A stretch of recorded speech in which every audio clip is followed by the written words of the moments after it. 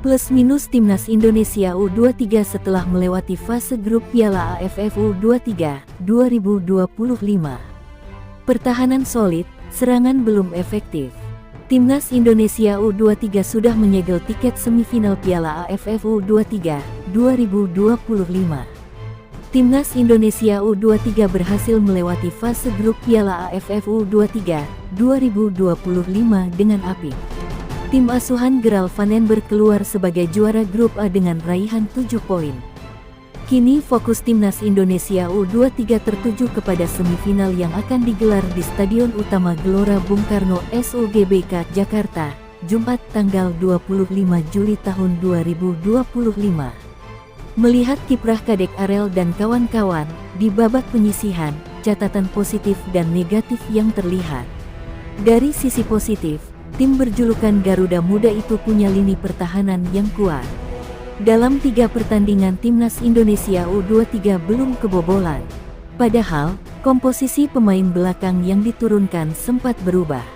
Sementara sisi negatifnya, soal ketajaman lini serang.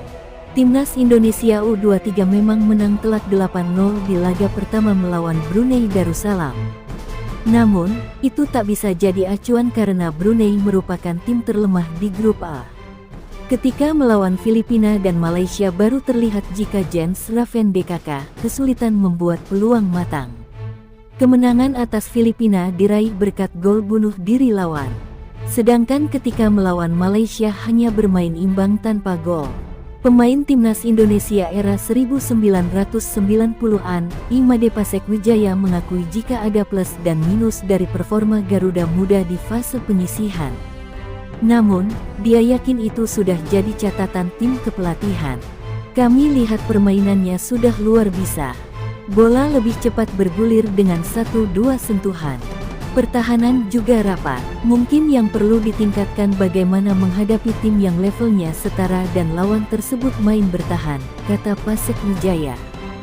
Bola Sports coba mengulas ketangguhan lini belakang Timnas Indonesia U23.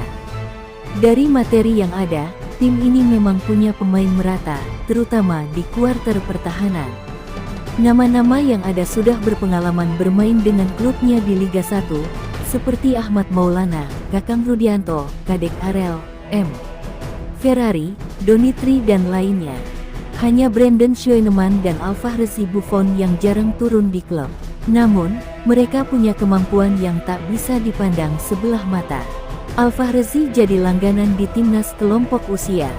Sedangkan Brandon juga pernah main di timnas Indonesia U19. Dengan komposisi tersebut, Gerald tidak akan pusing jika ada pemain yang absen.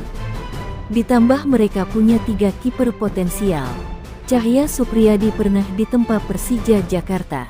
Setelah itu mendapatkan menit bermain di Bekasi City.